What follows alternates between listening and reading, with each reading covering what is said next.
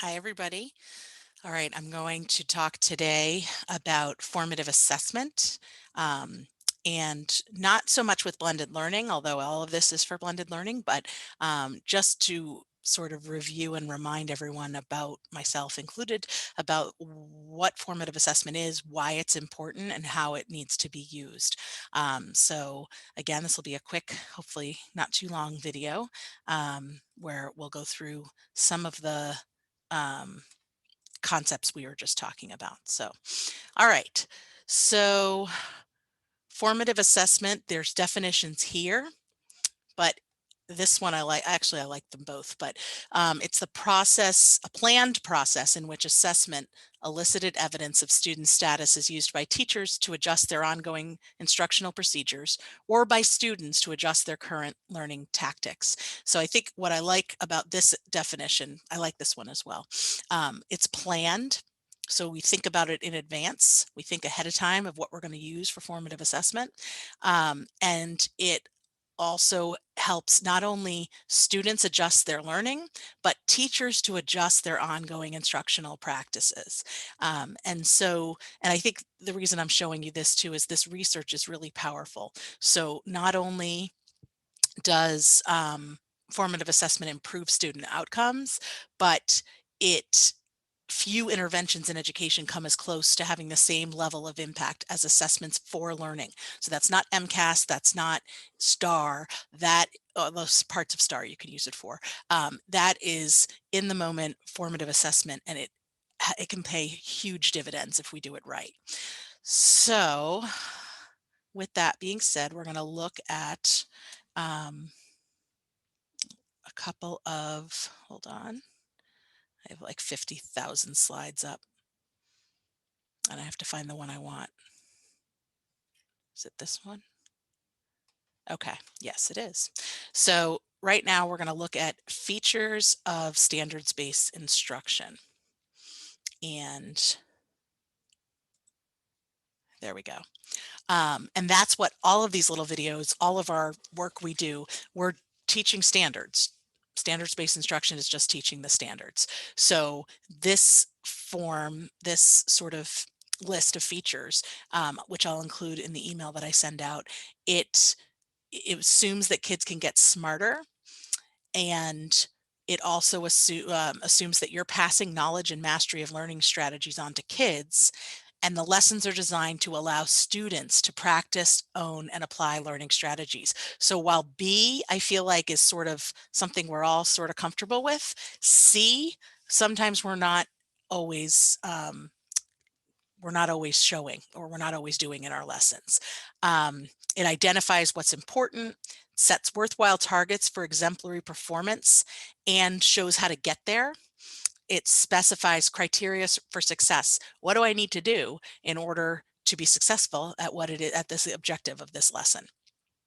Provides exemplars that illustrate a continuum of performance. So if you think about a rubric, we've got our ones, twos, threes, and fours. The exemplars really need to demonstrate this is what a one looks like, this is what a two, three, and four. It provides feedback about performance in relation to the exemplary target, next steps, and so forth. So you can read this, but what I think is really important, again, a lot of us have been doing this for a long time, but sometimes it's good to go back and just remind yourself what is really essential in every block that you teach. Okay, so that is the standards-based instruction. Now we're going to look at the types of assessment data. So here, and again, I'll attach this as well to the email that goes out. You've got the pre-assessment, knowing the learner, and then you've got formative assessment. So the knowing the learner, you're doing that beforehand. That's to kind of why, to design instruction that meets their needs, to determine their entry points into the curriculum, strengthen cultural proficiency, build personal relationships, motivate students. And there's a slew of different ways you can do that. Formative assessment is the day-to-day data, which is enhancing learning. And why do we do that? We want to see what their needs are, what they believe. We want to monitor their progress. We want to give timely feedback to kids. The test is not early enough. If we're only giving feedback to kids on the essay itself that they've handed in, but not the work that's gone into crafting the essay, we're missing opportunities to teach.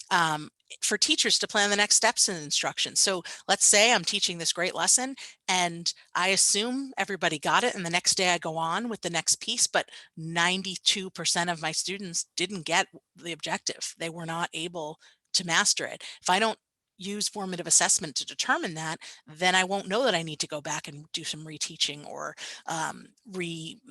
model the concept or whatever.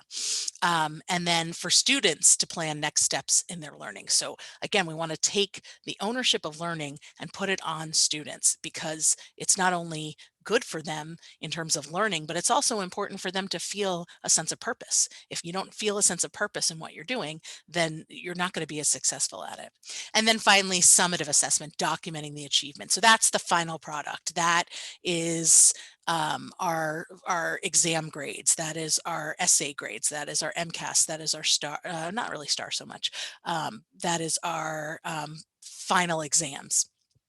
We do a lot with these. We don't do as much with these, and that's what I would like us to sort of think about trying out or enhancing a little bit. And when I say we, I mean the collective educational community. I don't mean you who's watching this video or me personally, but in general in education. This middle column can really make a huge difference in learning for kids. Huge. So, okay, so I'm showing that, and now I'm going to stop sharing and share one more thing. Again, I want to keep this not super duper long.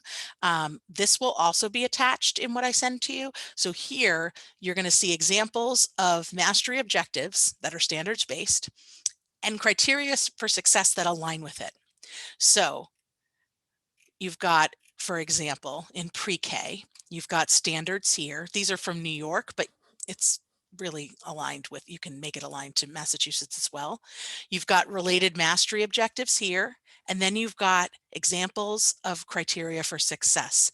And remember, in criteria for success, the language is you or I, the student will, or the, I'm sorry, not even the student will, the work will. My work, my extended pattern has a repetition of the same objects. It's the work that looks like this. So it's actually not about the student, it's about their work, which makes feedback easier to accept. So there's pre-K, and then we go into, whoops, this is grades 3 to 5. Hold on. Kindergarten to grade 2. Here's math, here's literacy. These are the objectives that align with the standards. And then these are the examples of criteria for success. Again, your composition shows, your turn and talk has, the work is what's defined, not the human being. And so that's important. So I won't read through all of these, but this is a really good tool to refresh yourself on mastery objectives and how they are meant to be written, and then also to think about the examples, the ways that you can communicate criteria for success for the objectives and making sure they align and they match. And then over here, you can put the tool that you're going to use to show that. So that is our formative assessment conversation. Tomorrow, it's snowing really bad right now, so I'm not going to do it now. But tomorrow, I'm going to do another little video on feedback for kids. But hopefully, I'll get this one sent out to you first.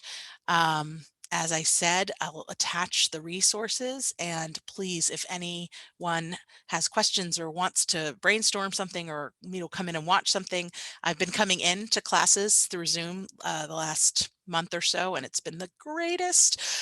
So you're likely to see me coming into your Zoom rooms, but if you want me to come for a specific lesson or to watch something or to brainstorm something, let me know and I'd be thrilled to. So, all right, thanks everybody. I'm going to stop the recording and I'll see you soon.